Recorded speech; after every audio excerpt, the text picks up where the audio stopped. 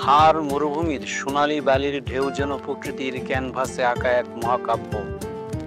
রাজস্থানের বুকে প্রায় 2 লক্ষ বর্গ কিলোমিটার জুড়ে বিস্তৃত এই মরুভূমি শুধু ধুধু বালিয়ারই নয়, এটি জীবনের এক অদ্ভুত লড়াইয়ের মাঠ। এখানে প্রতিটি দানাবলি যেন বলছে, জীবন শুধু সবুজে নয়, খাকা রোদ্দুরেও ফোটে। থারের উৎসবগুলো যেন রঙের বিস্ফোরণ, ডেসার্ট ফেস্টিভ্যালে উটের দৌড়, মোচলা গোফের প্রতিযোগিতা আর কালবেলিয়া নৃত্যের মন্ত্রমুগ্ধ করা চাল।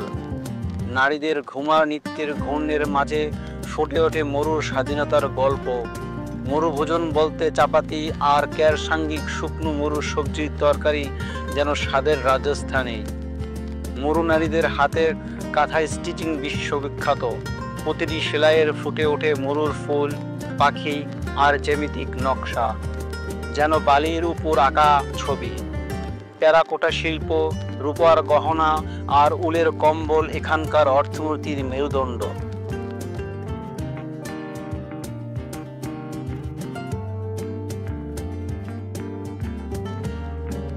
থার মরুভূমির গ্রীষ্মকাল যেন প্রকৃতির এক অগ্নি পরীক্ষা। মে জুন মাসে সূর্যের তাপে বালির তাপমাত্রা ছুঁয়ে যায় 50 ডিগ্রিরও বেশি। পাথর গলে যাওয়ার মতন গরম। কিন্তু আশ্চর্যের বিষয়, এ দাবদাহেও মরুভূমি ঘুমায় না। রাত নামলে শুরু হয় শীতের রাজত্ব। ডিসেম্বর ও জানুয়ারিতে রাতের তাপমাত্রা 0 ডিগ্রির নিচে নেমে বালিতে জমে বরফের স্ফটি।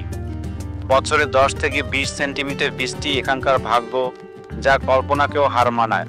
তবুও থারের বুকে লুকিয়ে আছে 250 প্রজাতির উদ্ভিদ, 120 প্রজাতির পাখি আর মরুভূমির জাহাজ খ্যাত উক, যাদের শরীরে প্রকৃতি গেঁথে দিয়েছে অনন্য অভিযোজন ক্ষমতা।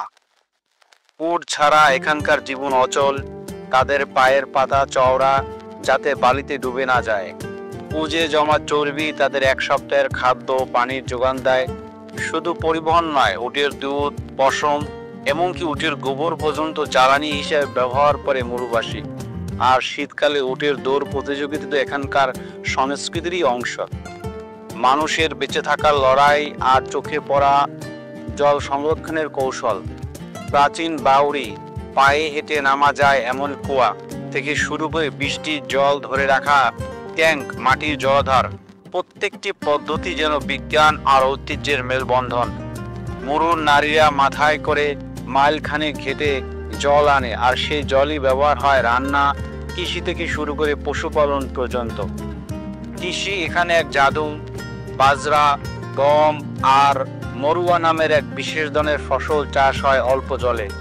খেজুরি গাছ এখানকার সবুজ যোদ্ধা, এর ছায়ায় বিশ্রাম নেয় মানুষ।